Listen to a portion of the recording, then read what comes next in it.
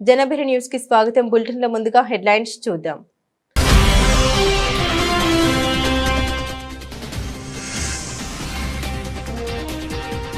రాజధాని అమరావతిలో 260 కోట్లతో చేపట్టిన వెంకటేశ్వర స్వామి ఆలయ విస్తరణ పనులు. టీటీడీని కోరిన ముఖ్యమంత్రి చంద్రబాబు.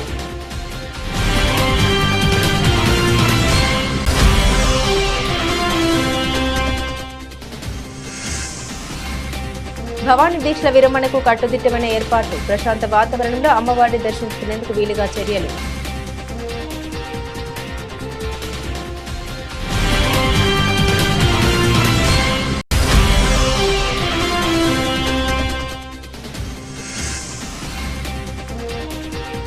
అనకపల్లి ఎంఆర్ఓ ఆఫీసులో ఏసీబీ దాడులు. అనకపల్లి మండలం మారేడుపూడి వీఆర్ఓ పట్టుకున్న ఏసీబీ అధికారులు.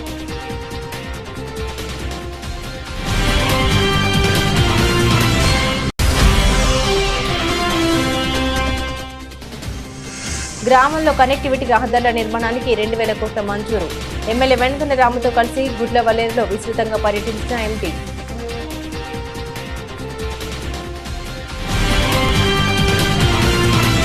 రాజధాని అమరావతిలో 260 కోట్లతో చేపట్టిన వెంకటేశ్వర స్వామి ఆలయ విస్తరణ పనుల్ని 2.5 ఏళ్లలో పూర్తి చేయాలని టీటీడీని ముఖ్యమంత్రి చంద్రబాబు కోరారు. తిరుమల తరహాలోనే ఈ ఆలయాన్ని అభివృద్ధి చేస్తామని స్పష్టం చేశారు.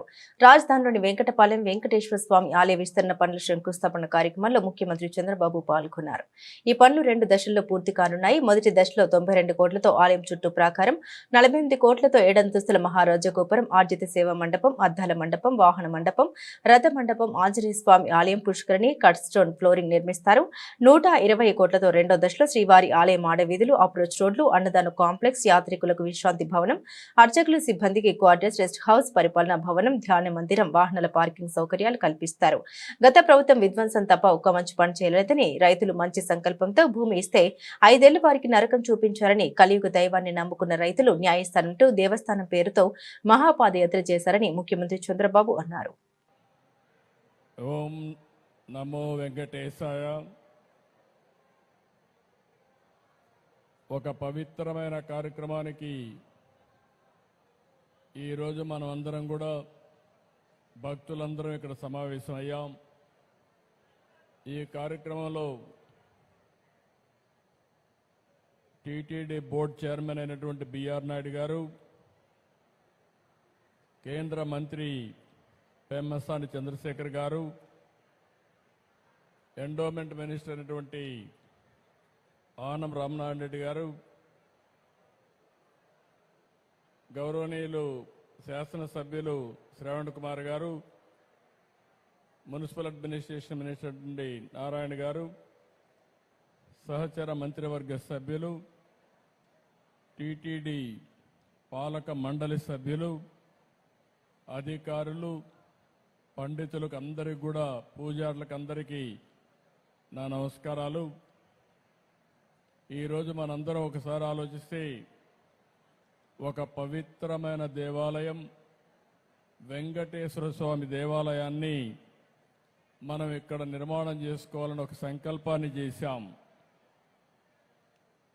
కలియుగ దైవం అమరావతి, దేవతల రాజధాని అమరావతి అయితే మన రాజధాని అమరావతి.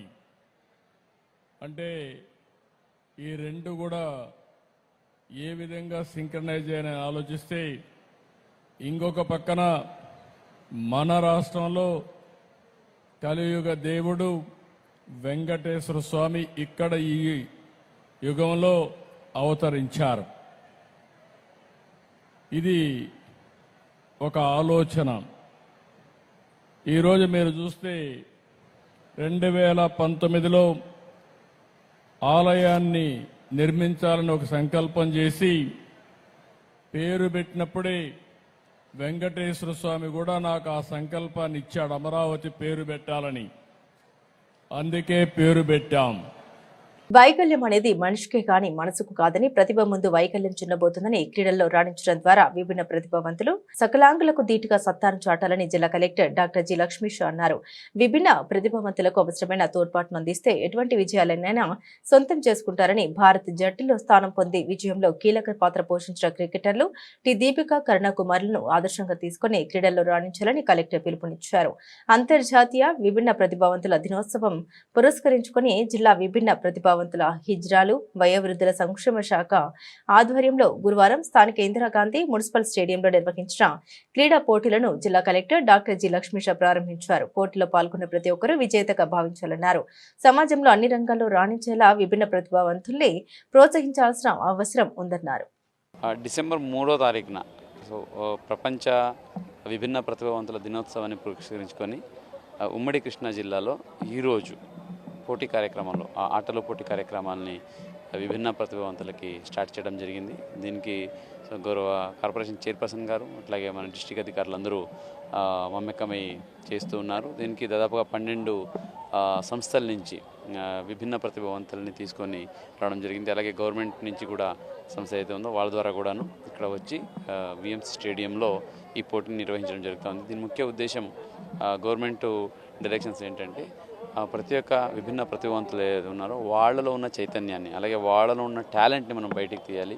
వాళ్ళకి ప్రోత్సాహం ఎంత మనం ఇస్తే అంత సమాజం బాగుంటుంది. సో కాబట్టి వాళ్ళందరినీ కూడా ఆదుకోవాలి, వాళ్ళందరికీ మంచి వేదిక కల్పించాలి అనే నినాదంతో ఈ కార్యక్రమం తీసుకోవడం జరిగింది. సో వాళ్ళ ఎంత చైతన్యం మనం పెంపొందిస్తే అంతే వాళ్ళు మంచిగా ఆలోచించగలుగుతారు. అలాగే వాళ్ళు కూడా ఈ పోటీ ప్రపంచంలో ముందుకు వచ్చి కాంపిటేటివ్ ఎగ్జామ్స్ రాయగలుగుతారు, లేదా స్పోర్ట్స్లో రాణించగలుగుతారు. వాళ్ళకి మంచి అవకాశం కల్పిస్తారు. కాబట్టి సో అటువంటి ఒక అవకాశాన్ని రాష్ట్ర ప్రభుత్వం విభిన్న ప్రతిభావంతులకి కల్పిస్తూ ఉంది. ఎన్టీఆర్ జిల్లాలో అలాగే ఉమ్మడి కృష్ణా జిల్లాలో క్రమం తప్పకుండా ప్రతి సంవత్సరం ఈ కార్యక్రమం ఇక్కడ నిర్వహించి సో ప్రతి ఒక్కరికి మనము ఈ సపోర్ట్ చేస్తూ వాళ్ళకి ఈ అవకాశాన్ని కల్పించడం జరుగుతూ ఉంది. సో దీంట్లో భాగంగా మన జిల్లా అలాగే ఉమ్మడి కృష్ణా జిల్లాలో సో ప్రతి ఒక్కరిని కూడా దీంట్లో ఇన్వాల్వ్ చేయడం జరుగుతుంది. ప్రతి సంవత్సరం సంస్థల సంఖ్య పెరుగుతూ ఉందన్నమాట.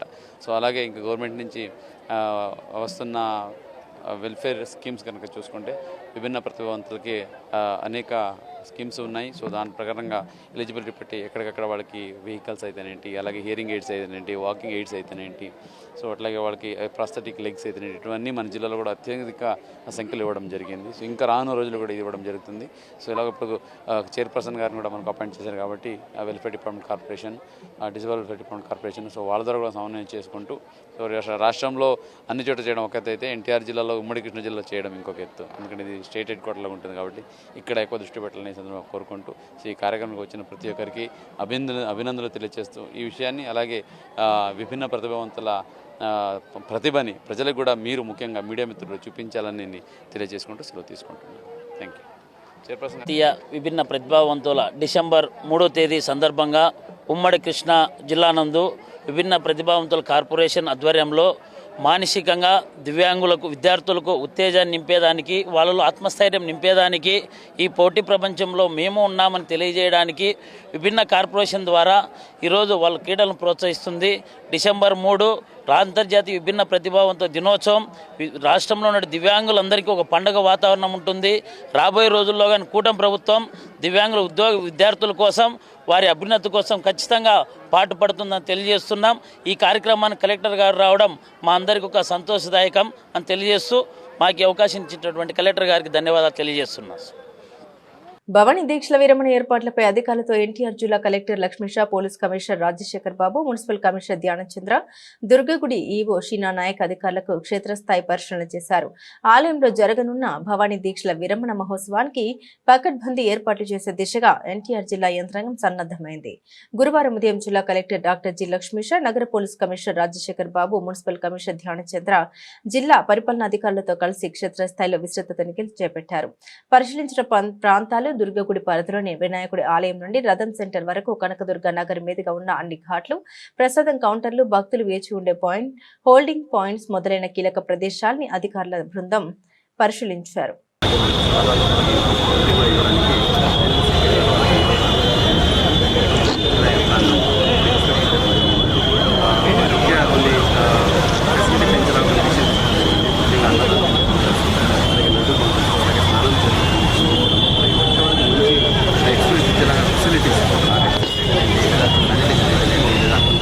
నగరపాలక సంస్థలో ఉన్న ఆబ్కాస్ కార్మికుల్ని పర్మనెంట్ చేయాలని సిఐటియు నాయకులు దోనపుడి కాశీనాథ్ కె ఉమామహేశ్వరరావు డిమాండ్ చేశారు. మున్సిపల్ వర్కర్స్ యూనియన్ 11వ మహాసభల్లో పలు అంశాలపై చర్చించి భవిష్యత్తు కార్యాచరణ ప్రకటిస్తామని వివరించారు. Vijayawada municipal workers and union CITU అనుబంధ సంఘాల 11వ మహాసభలు బందర్ రోడ్లోని ఎంబీబీకే భవన్లో జరిగాయి. ఈ కార్యక్రమంలో సిఐటియు నాయకులు దోనపుడి కాశీనాథ్ కె ఉమామహేశ్వరరావు పాల్గొని తొలుత వర్కర్స్ సమక్షంలో జెండా ఎగురవేశారు. అనంతరం వారు మాట్లాడారు. ఎన్నికల సమయంలో కూటమి నాయకులు మున్సిపల్ వర్కర్స్ ఇచ్చిన హామీలను తక్షణమే అమలు చేయాలని డిమాండ్ చేశారు. తక్షణమే ప్రభుత్వం 12వ పీఆర్సీ ప్రకటించాలన్నారు. ప్రభుత్వం తమ న్యాయపరమైన డిమాండ్ను పరిష్కరించిన ఎడల రాబోయే రోజుల్లో పెద్ద ఎత్తున నిరసనలు, ఉద్యమాలు చేపడతామని హెచ్చరించారు. ఎంప్లాయీస్ ఫెడరేషన్ సిఐటి అనుబంధ సంఘం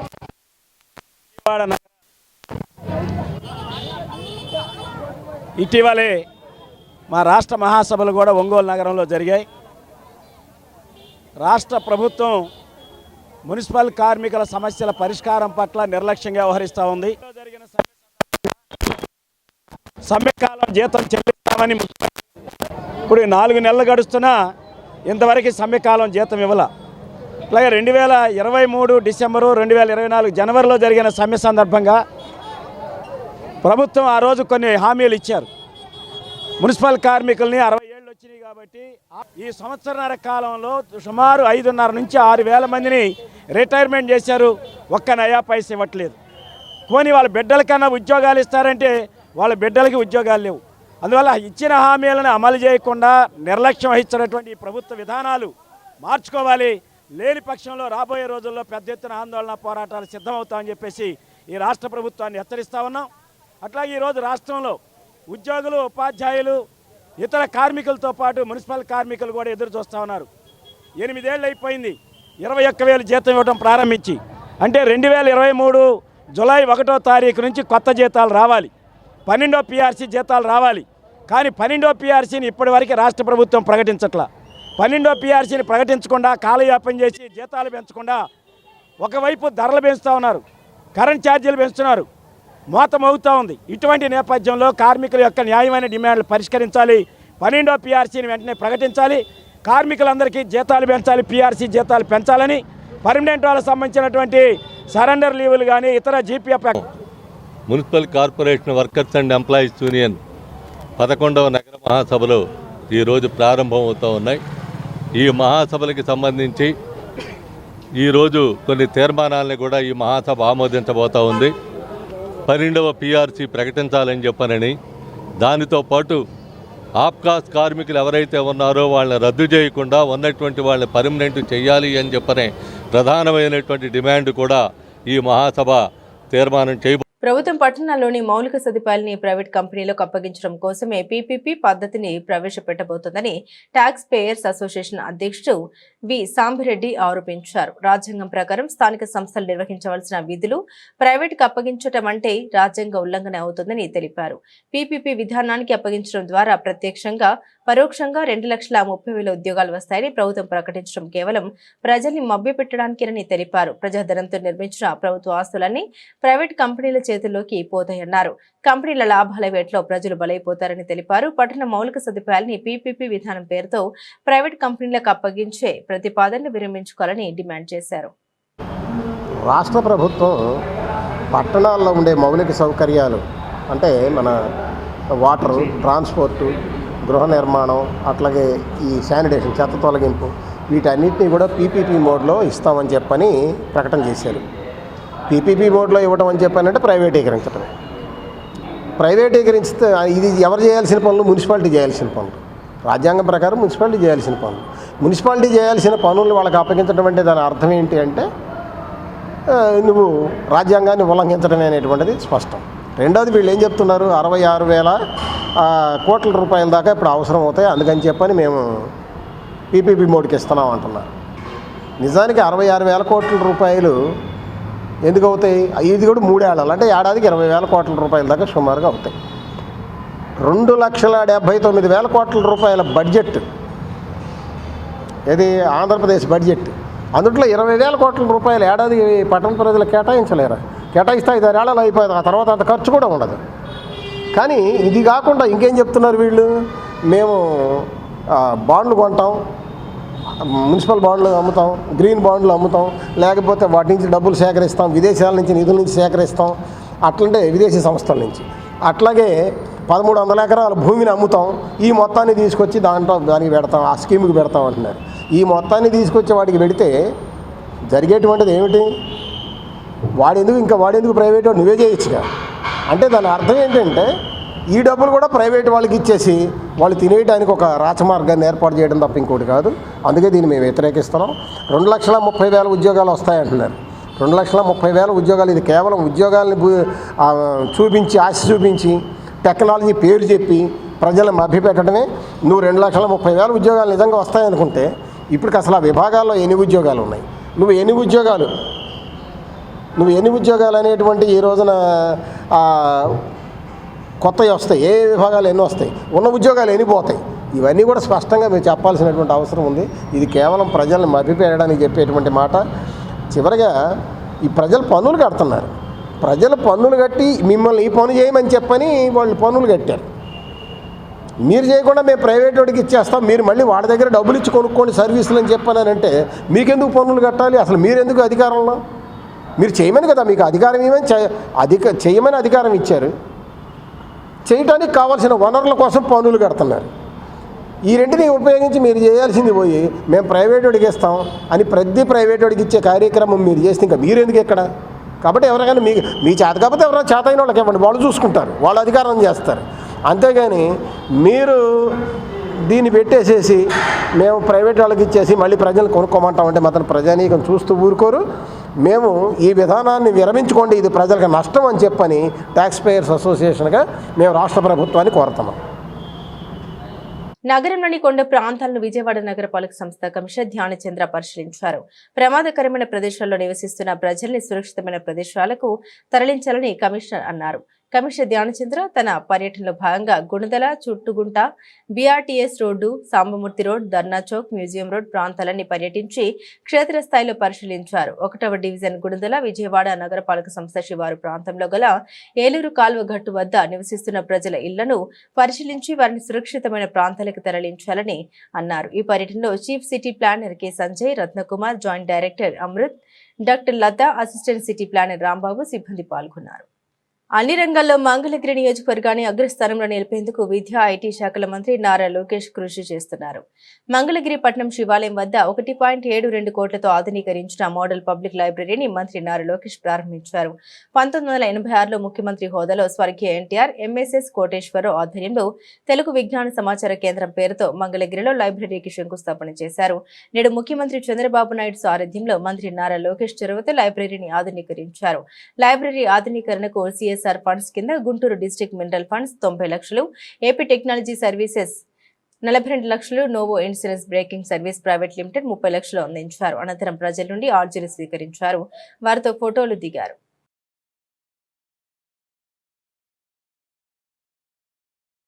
అనకపల్లి మండలం మారేడుపొడి బీఆర్ఓ పట్టుకున్న ఏసీబీ అధికారులు.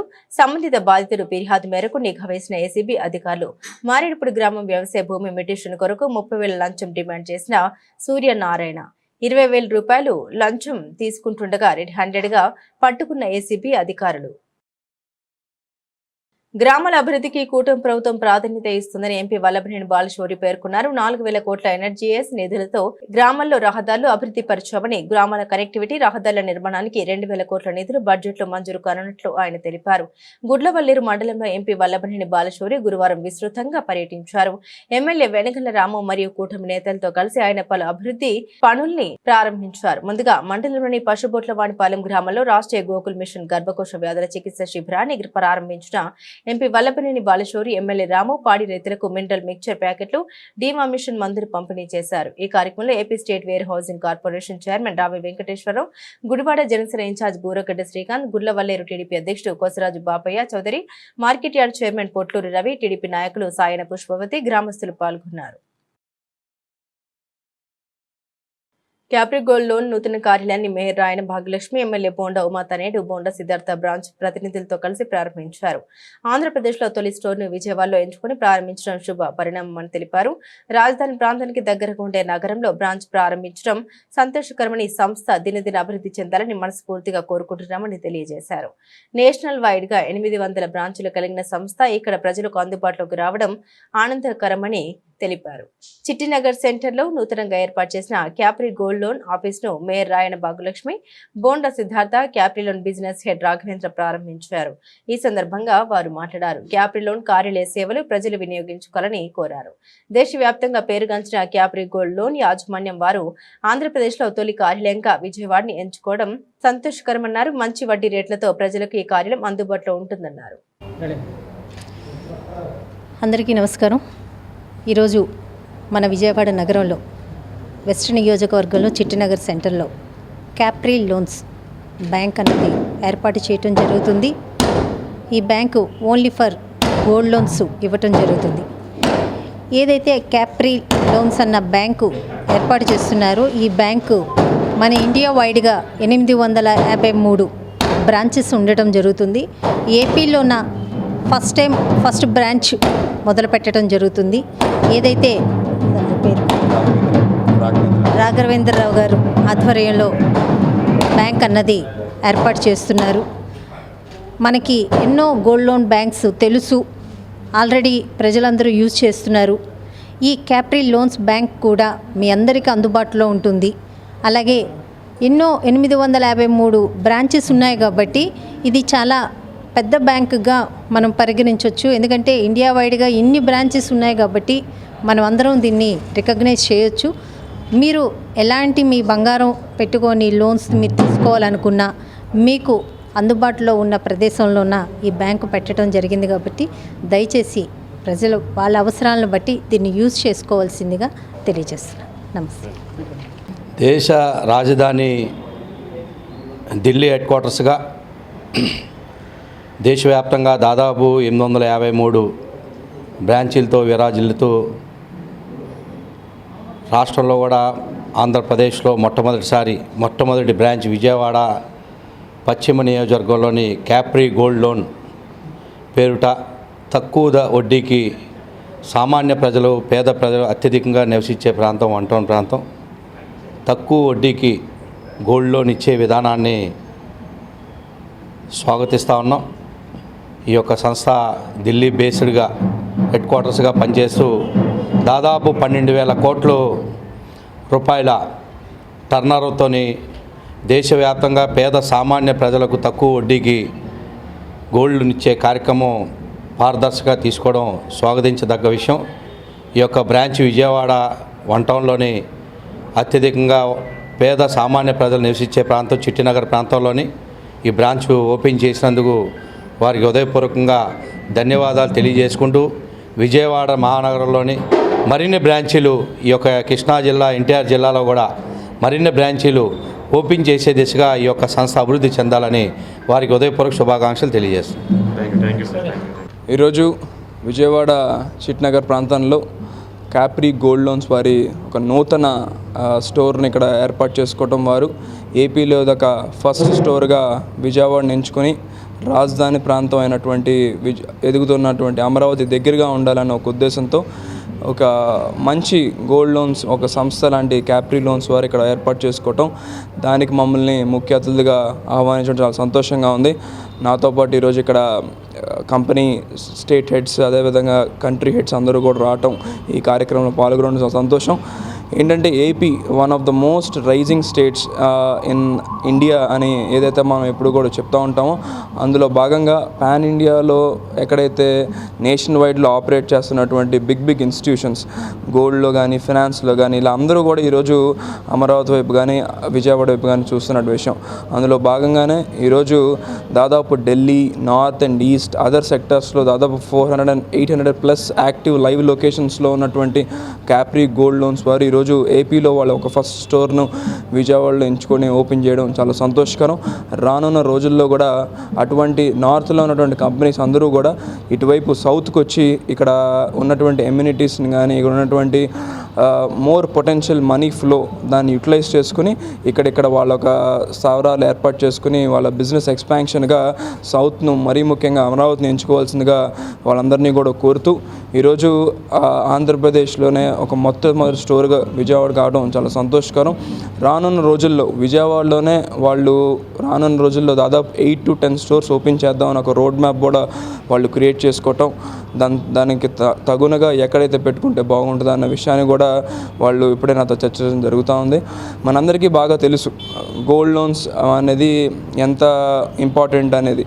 ఎందుకంటే మన పిల్లల మ్యారేజ్లు కానీ చదువులకైనా సరే ఏదైనా సరే ఒక తక్కువ వడ్డీలకి ఎవరైతే మనకి రుణాలు ఇస్తారో మన ఆర్నమెంట్స్ని తాకట్టు పెట్టుకొని ఆ సంస్థలు ఒక నమ్మకమైన సంస్థలు ఎక్కడైతే ఇస్తారో వాళ్ళ దగ్గరికి వెళ్ళి మనం తాకట్టు పెట్టుకొని ఆ డబ్బు తెచ్చుకొని మనకున్న అవసరాలను తీర్చుకుంటాం. అటువంటి తరుణంలో ఇటువంటి ఒక ట్రస్టెడ్ బ్రాండ్ ఏదైతే ఇండియా వైడ్గా దాదాపు ఒక 800-900 ప్లస్ ఉన్నటువంటి కంపెనీ ఫ్లో ఉన్నటువంటి ఇన్స్టిట్యూషన్లో మనం నమ్ముకొని తప్పనిసరిగా వచ్చి ఇక్కడ పెట్టుకోవడం చాలా సంతోషకరం. రానున్న రోజుల్లో ఈ కంపెనీకి మంచి స్థాయికి ఇంకా వెళ్ళాలి అని చెప్పి, మరీ ముఖ్యంగా విజయవాడలో వీళ్ళ ఒక ఎక్స్పాన్షన్ ఇంకా అగ్రెసివ్గా ఉండాలని చెప్పి ఆ కంపెనీ స్టాఫ్కి వాళ్ళ కంపెనీ ఎండీకి అందరికీ కూడా పేరు పేరున హృదయపూర్వక ధన్యవాదాలు. ఇక్కడ లోకల్గా ఇక్కడ చిట్నగర్లో ఏర్పరిచిన స్టాఫ్ సభ్యులకి నాతో పాటు ఇక్కడ పాల్గొన్న రాఘవేంద్ర గారికి హృదయపూర్వక ధన్యవాదాలు. All the very best to capri gold loans. నమస్తే, నా పేరు రాఘవేంద్ర అని. సో నేను క్యాప్రీ లోన్స్లో బిజినెస్ హెడ్గా ఉన్నాను.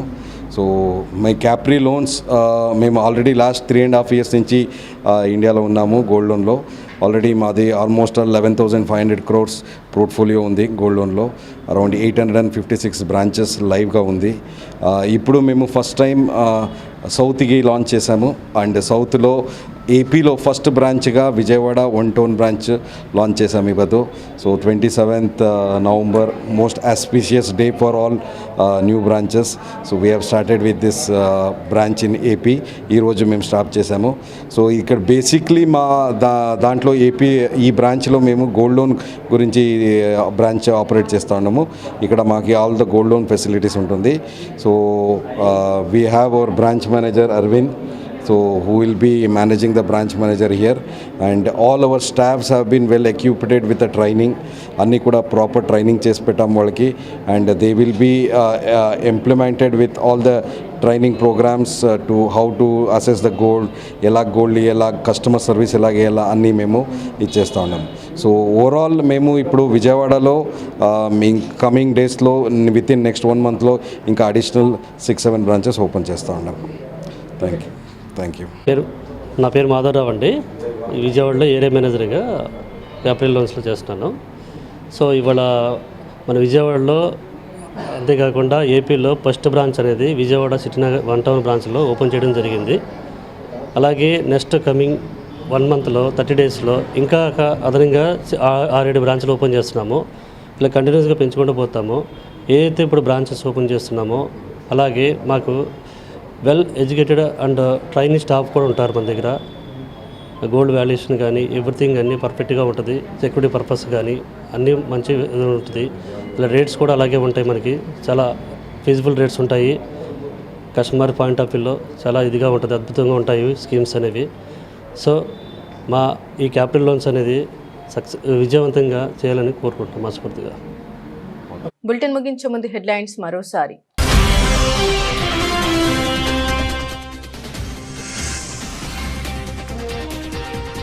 రాజధాని అమరావతిలో 260 కోట్లతో చేపట్టిన వెంకటేశ్వర స్వామి ఆలయ విస్తరణ పనులు.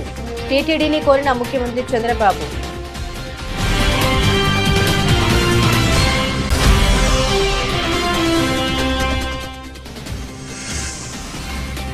భవానీ దీక్షల విరమణకు కట్టుదిట్టమైన ఏర్పాట్లు. ప్రశాంత వాతావరణంలో అమ్మవారిని దర్శించుకునేందుకు వీలుగా చర్యలు.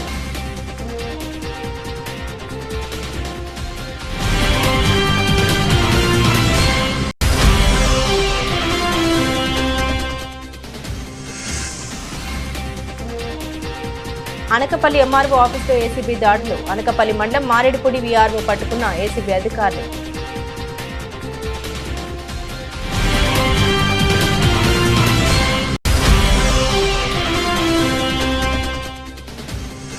గ్రామంలో కనెక్టివిటీ రహదారుల నిర్మాణానికి 2,000 కోట్ల మంజూరు. ఎమ్మెల్యే వెంకన్న రాముతో కలిసి గుడ్లవల్లేరులో విస్తృతంగా పర్యటించిన ఎంపీ.